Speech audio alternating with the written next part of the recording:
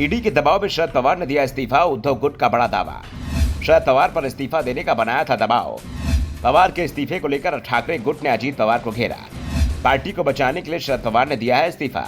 महाराष्ट्र में शरद पवार के इस्तीफे से महाविकास अघाड़ी गठबंधन संकट में फंस गया है। शरद पवार भले ही दावा कर रहे हैं कि अब वो पूरे महाराष्ट्र का दौरा करेंगे और राज्य में एमवीए को मजबूत बनाने का काम करेंगे, लेकिन पवार के इस ऐलान पर एमवीए के घटकों को ही भरोसा नहीं हो रहा है। इस बीच शरद पवार ने अपनी किताब में ऐसे खुलासे किए हैं जिस कारण से राज्य में कांग्रेस परेशानी में घिरी दिख रही है। पवार ने अपनी किताब में महाराष्ट्र में बीजेपी के मजबूत होने के पीछे सीधे कांग्रेस की आइडियल नीति को जिम्मेदार ठहराया है। उन्होंने यहाँ तक कह दिया है कि 2014 के महाराष्ट्र विधानसभा चुनाव में अगर कांग्रेस ने आइडियल रुख नहीं अपनाया होता तो सरकार कांग्रेस एनसीपी गठबंधन की ही बनती, क्योंकि 2014 में ही बीजेपी और शिवसेना गठबंधन टूट गया था, लेकिन कांग्रेस इसका फायदा उठाने को तैयार नहीं थी। नतीजे में राज्य में पिछले 40 सालों के इतिहास में कांग्रेस को सबसे कम सीटें मिली और पहली बार बीजेपी ने 100 का आंकड़ा पार किया है। नहीं तो बीजेपी कभी भी 70 के पार तक नहीं जा पाई थी। पवार ने कांग्रेस पर तमाम आरोप लगाए तो दूसरी ओर शिवसेना उद्धव बाला साहब ठाकरे की ओर से शरद पवार के इस्तीफे पर ही सवाल खड़े कर दिए गए। पार्टी की ओर से दावा किया गया है कि शरद पवार पर इस्तीफे के लिए दबाव डाला गया था।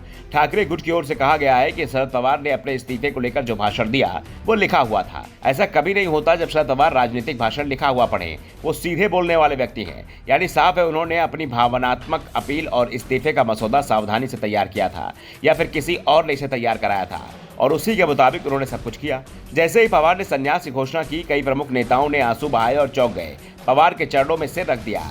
हम तुम्हारे बिना कौन हैं, कैसे? माहौल ऐसा बनाया गया कि जैसे पवार के बिना एनसीपी का अस्तित्व ही समाप्त हो जाएगा। उनमें से कई का पैर बीजेपी में है। वो लोग ही पवार पर बीजेपी के साथ जाने का दबाव बना रहे थे, क्योंकि कई ईडी और आईटी की जांच में उलझे हुए हैं और इससे बचने का एक ही रास्ता दिख रहा है, बीजेपी के साथ चलने का। जबकि शरद पवार बीजेपी के साथ जाने को तैयार नहीं है और पवार का ये रुख एनसीपी में विभाजन का कारण बनता दिख रहा था। एनसीपी को बचाने के लिए पवार ने इस्तीफे का दांव खेला है। अगर पवार पार्टी बताना चाहते हैं तो इसमें कुछ भी गलत नहीं है।